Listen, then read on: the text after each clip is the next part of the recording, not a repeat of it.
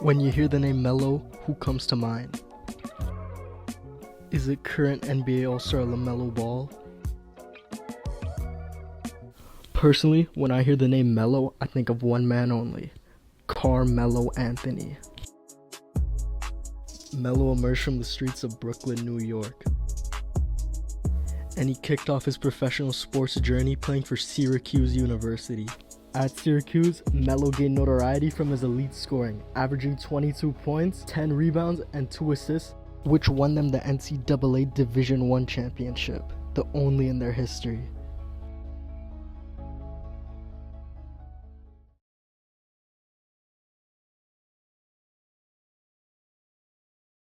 The 2003 draft class was legendary to say the least, and Carmelo Anthony had a huge shot to go number 1 in the draft.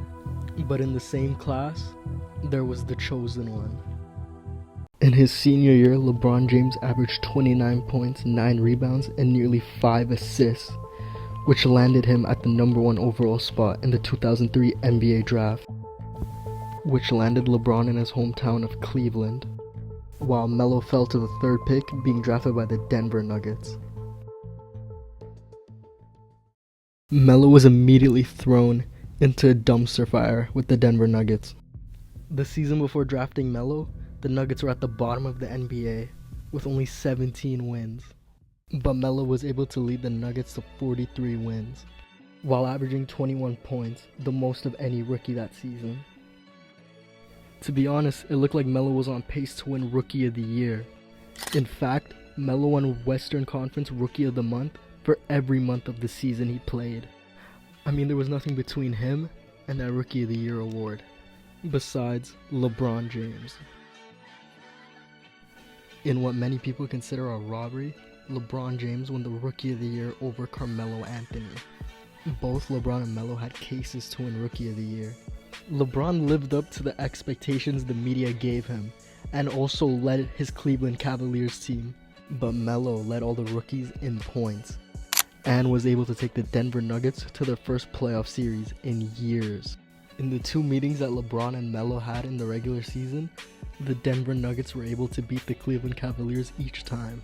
In their first meeting, the Denver Nuggets were able to beat the Cleveland Cavaliers 93 points to 89, with Melo scoring 14 points compared to LeBron James's 7 points.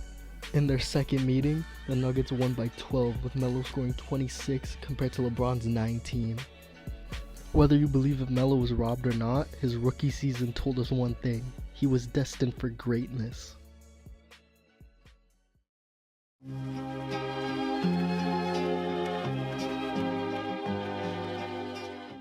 Melo spent 7 years in Denver, and in those 7 years, there were highs and lows.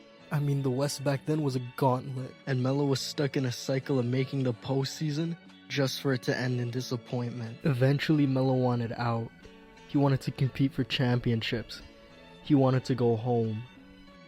And on February 21st, 2011, it was announced that the Denver Nuggets had traded Melo to his home state of New York to play with the Knicks.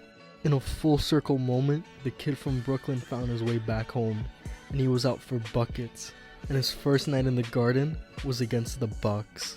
And in his debut, Melo lit up the Garden with a 27-point double-double to take out the Milwaukee Bucks. And Melo kept this up when he dropped 27 next game against Cleveland, then a 29 bomb against Miami, and then 25 against Orlando, and 22 against the Hornets.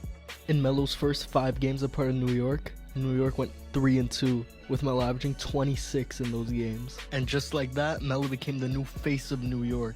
The fans in New York finally had something to look forward to after years of disappointment.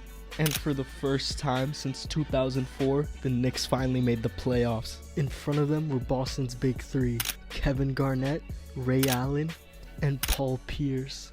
And for his first playoff series in New York, Melo averaged 26 points. But New York got whooped and sent home in 4.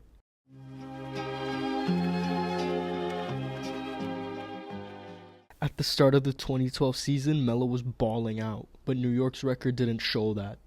And New York's chances at the playoffs looked even more slim, because Melo took an injury against the Utah Jazz, which caused him to miss 7 games. But with all hope lost, Jeremy Lin came out of nowhere and put New York on his back while Melo was out. And at the end of the season, the Knicks ended with 53 wins, getting the 3rd seed in the East. And in the playoffs, the Knicks got dogged on by the Miami Heat. At this point, it was basically a pattern for Melo to get whooped in the playoffs. But this loss, it was different. It lit something in Melo.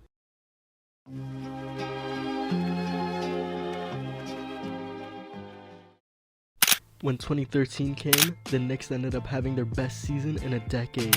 They ended as the 2nd seed in the East and had 54 wins that year. Melo almost averaged 29 points and won himself the scoring title, and was 3rd place in MVP voting that year. And when the playoffs came, the Knicks had a familiar face in the first round, the Boston Celtics. And in this series, Melo got his get back, taking down the Boston Celtics in only 6 games, while averaging 29 points. And in the next round, they were facing Indiana. In Game 1, Melo had a 27-point double-double, in a loss. But in Game 2, the Knicks bounced back because Melo decided to drop 32 points that game. But New York quickly went down 3-1, which locked the series for Indiana. Melo still managed to squeeze out one win by dropping 28 points, but it was too late. In Game 6, Melo dropped 39 points, trying to keep New York in the series, but Indiana managed to close it out. The loss to Indiana was due to different reasons. Even though Melo was a flamethrower this entire series, his efficiency wasn't that well because Indiana was one of the best defenses in the league back then. Melo's supporting cast was also riddled with injuries. In fact, during the series against Indiana, no one besides Melo scored 20 points. And just like that, New York's best season went through the window to younger, tougher Indiana Pacers. Now, even if what I said sounds like a dig to Melo, with all the lows I've mentioned so far, he was still a part of some of the most iconic moments in NBA history. And he built himself one of the most legendary NBA careers of all time. So, let's talk about some of Melo's most iconic moments.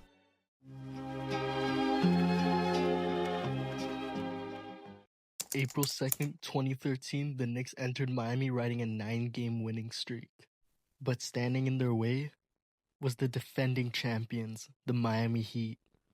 On a night where New York needed its superstar the most, Melo delivered. He poured in 50 points that night, and the Heat couldn't slow him down. Melo that night solely relied on his jump shot. Not a single point that night came in the paint for him. After the game, when Melo was asked about his performance, he said only 4 words: "I felt good tonight."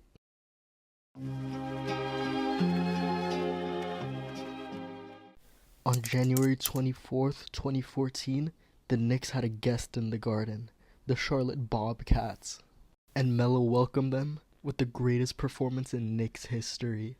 In the first half of the game, it was like Melo couldn't miss. It's like he had his sliders onto 100. By the end of the half, he had 37 points, and he capped it off with a half-court buzzer beater. The buzzer! Oh, he puts it in from half-court! Carmelo Anthony! But that wasn't enough for Melo that night. Melo finished the night with 62 points, which is a Knicks scoring record and a Madison Square Garden scoring record. Melo's legendary performance also broke a 5-loss streak for the Knicks, which makes his performance even more meaningful for his legacy in New York.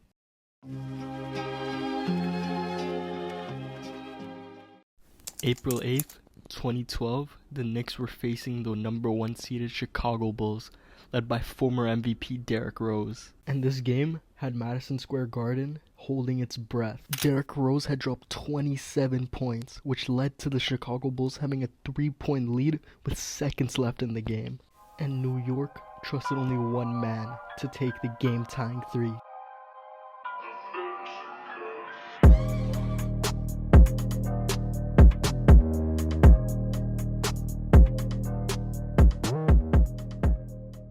And with only seconds left on the clock, Melo buries the 3 to send the game to overtime. But again, the Knicks found themselves down 2 with seconds left in OT. And when New York needed their superstar again,